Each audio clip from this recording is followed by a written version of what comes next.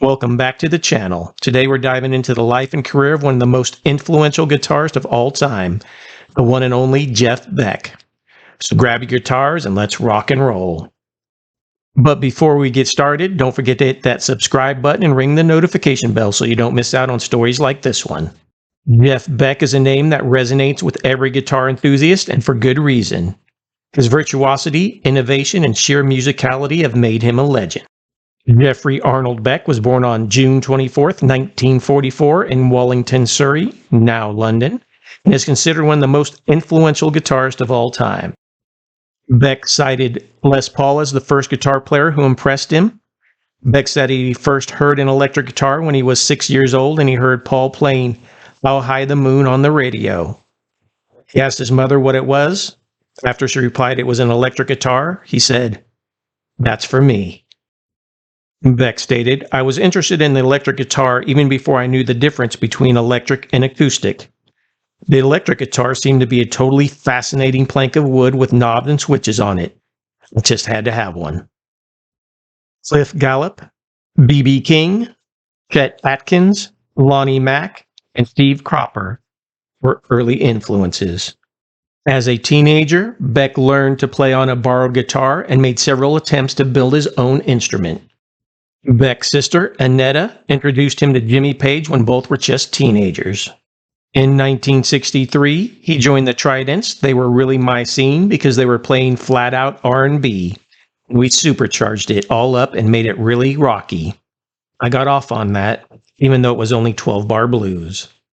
He was a session guitarist on the 1964 single by the Fits and Starts, titled I'm Not Running Away, with So Sweet. Also in 64, he played with Screaming Lord Sutch and the Savages on Dracula's Daughter and Come Back Baby. In 1965, Beck was recruited by the Yardbirds to succeed Eric Clapton on the recommendation of Jimmy Page. He played on only one album, Over, Under, Sideways Down, released in 1966. Beck was fired during the USA tour for being a consistent no-show. In May of 1966, Beck recorded Beck's Bolero. He was backed by Page on rhythm guitar, Keith Moon on drums, Don Paul Jones on bass, and Nicky Hopkins on piano. Nick Mason recalls that during 1967, Pink Floyd had wanted to recruit Beck after the departure of Syd Barrett, but none of us had the nerve to ask him. In 1967, he recorded several solo singles for producer Mickey Most. He then formed the Jeff Beck Group, which included Rod Stewart on vocals, Ronnie Wood on bass, Nicky Hopkins on piano, and Ansley Dunbar on drums, later replaced by Mickey Waller.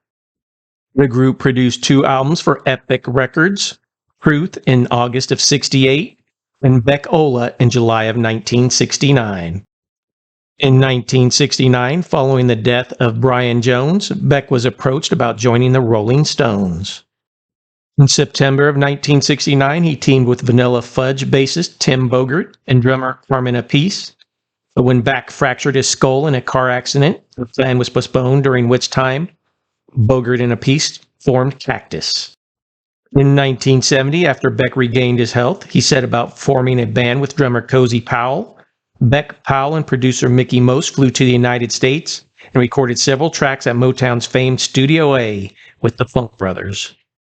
By April of 1971, Beck had completed the lineup of the new Jeff Beck Group with guitarist-vocalist Bobby Tench, keyboard player Max Middleton, and bassist Clive Chapman. Rough and Ready, the first album they recorded, included elements of soul, rhythm and blues, and jazz. A second album, Jeff Beck Group, was recorded with the same personnel. Beck employed Steve Cropper as producer, and the album had a strong soul influence. Beck then started collaborating again with Bogert and Appice after the demise of Cactus, but they continued touring as the Jeff Beck Group to fulfill contractual obligations. The lineup included Bogert, Appice, Middleton, and vocalist Kim Milford, who was replaced by Bobby Tench after 6 shows. After the tour, Tench and Middleton left the band, and the power trio, Beck, Bogert, and Appice, emerged. In April of 1973, the album Beck Bogart and a Piece was released. While critics acknowledged the band's instrumental prowess, the album was not well received, except for its cover of Stevie Wonder's hit, Superstition. Early in January of 1974, Beck, Bogart and a Piece played at the Rainbow Theatre in London. The concert was broadcast in the U.S. on Rock Around the World in September of 74. Their last recorded work by the band previewed material intended for a second studio album, included on the bootleg, That Last Rainbow. In October of the same year, Beck began to record instrumental sessions with Middleton, bassist Phil Chen, and drummer Richard Bailey, using George Martin as producer. These formed the basis for Blow by Blow and showcase Beck's technical prowess. The album reached number 4 in the charts and is Beck's most commercially successful release. He returned to the studio in 1976 and recorded Wired. To promote the album, Beck joined the Jan Hammer Group. They embarked on a 7-month-long world tour. This resulted in the live album, Jeff Beck with the Jan Hammer Group Live. Work began on a new studio album at the Who's Ramport Studios in London. It continued sporadically throughout 1979, resulting in There and Back in June of 1980. In 1981, Beck made a series of live performances with Eric Clapton at the benefit concerts dubbed The Secret Policeman's Other Ball. Another benefit show, the Arms concert, featured a jam with Beck, Clapton, and Page. In 1985, Beck released Flash, featuring a variety of vocalists, most notably Rod Stewart, on a rendition of Curtis Mayfield's People Get Ready. After a 4-year break, he made a return with the 1999 album, Jeff Beck's Guitar Shop. It was only his third album to be released in the 80s. Much of Beck's sparse and sporadic recording schedule was due in part to his battle with tinnitus. Flash and Guitar Shop are my 2 personal favorite Beck albums. In the 1990s, Beck had a higher musical output. He contributed to the John Bon Jovi album, Blaze of Glory, in 1990. Also in 1990, he was featured on Hans Zimmer's score for the film Days of Thunder. He played lead guitar on Roger Waters' 1992 album, Amused to Death, and on the 1993 albums, The Red Shoes by Kate Bush and Love Scenes by Beverly Craven. He recorded the 1992 instrumental soundtrack album, Frankie's House.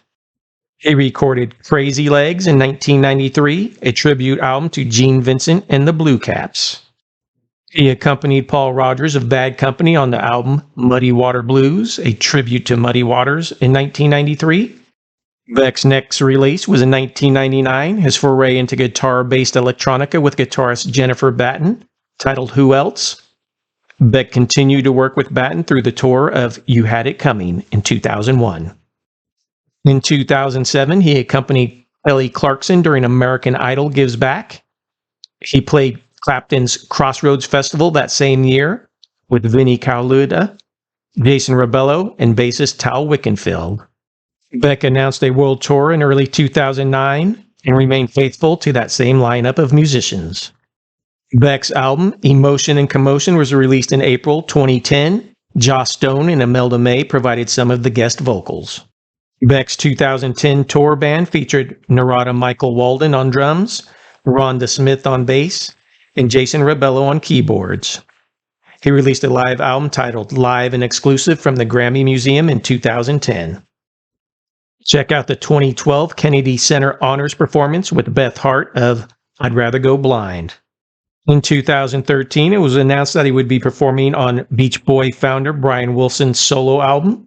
In 2014, to mark the beginning of Jeff's world tour in Japan, a 3-track CD titled Yosegai was released.